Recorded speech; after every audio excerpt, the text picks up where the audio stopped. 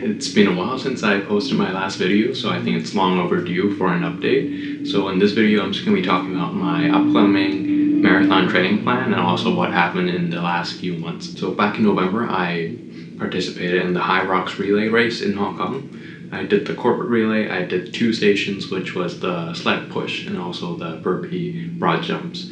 So I was going to make a video of my training plan for HYROX, but then I got lazy, and also filming kind of gets in the way of training sometimes when you have to bring the whole camera and set it up. Kind of gets in the way. So I didn't get a lot of footage there, but there's some footage I got during the competition, and also I can just put up some of the workouts that I did on screen, so you guys can take a look. But most of it was just pretty basic strength work and also the usual running that I did. In December, I did my first half marathon. I joined the Streetathon in Hong Kong. That race was pretty much just a way for me to try and assess my fitness at the time before I go into a really deep block of marathon training.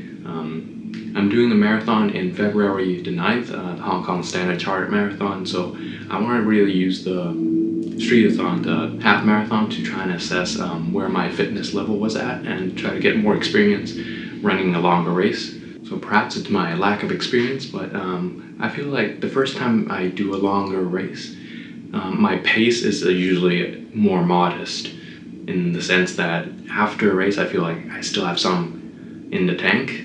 So, but nonetheless, it's a result that I'm happy with. I did a sub-2 half marathon for my first attempt, and I think with a little bit more experience, I get to know my pace zones a little bit better.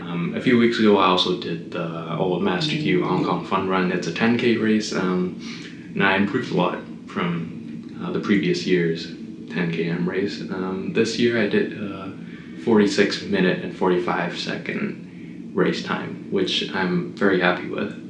And compared to last year's 54 minutes, so it's a improvement that I'm happy with. And also I got to get to know my pace zones a little bit better, what my actual threshold pace is, because prior to this I was really training based on heart rate. Being a little bit too obsessed with the heart rate data, I kind of not pushed myself as hard as I could, because I'm too worried about my heart rate being too high and I won't be able to sustain that sort of pace for the amount of time for a 10K race, for example. But now, something I'm really trying to improve on is being able to run by feel. The 10K race really gave me an idea of what kind of threshold pace I could go at for 10 kilometers without sort of burning myself out. So I consider it a very successful race, and it helped me get to know my body a lot better.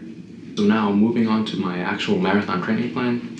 My weekly mileage is about 60 kilometers per week, one long run that's around 25 to 30 kilometers depending on the week. Usually it has segments where I go at marathon pace for around 4 to 6 miles and then go at easy pace, repeat it for 2 to 3 times. These are the sort of long run workouts that I've been doing for the past month or two. I think that's the main workout for the week, which is those longer runs with marathon efforts sandwiched in between. And now I could put some of my usual weekly runs on screen right now for you to take a look. And with the cooler weather in Hong Kong, my heart rate has just been a lot lower as compared to my base building period last summer.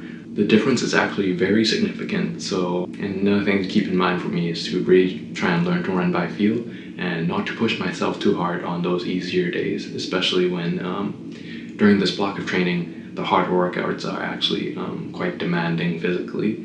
Those 30Ks are, I have to be properly recovered to be able to finish those properly. So my goal for this marathon is to finish it within 4 hours. I know Hong Kong Marathon is notorious for its U-turns and lots of elevation gain. There's also 2 tunnels that you have to go through. I've had experience running inside the Cross Harbour Tunnel before. I can tell it's very humid when everyone kind of goes in, and it's kind of a greenhouse effect. But yeah, 4 hours is what I'm aiming for in this marathon, and I hope with the harder training block coming up, my fitness could be at a level where I could go sub 4 for this marathon. It'll come down to whether I can express my fitness on race day with like proper nutrition and rest. So I'm really looking forward to running my first marathon in a few weeks' time. So that's why there has been a kind of big hiatus on my martial arts training, because it's really hard to balance the two, especially now. So I plan to resume my martial arts stuff after I finish my marathon. It's just fewer things to focus on for now, and so that's why I haven't been uploading as much. And also, taking a camera with me and filming is a lot more effort than I expected. So that's why there's been fewer footage of me running. And taking one of those selfie sticks on a run is also something extra for me to carry, and it kind of gets me out of the zone when I'm running. So that's why I haven't been capturing too much footage.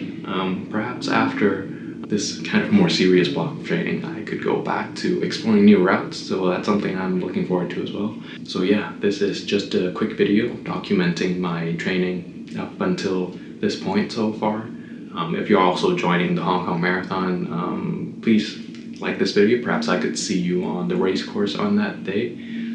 Thank you very much for watching, and yeah, I will update you after a marathon or whenever I have time.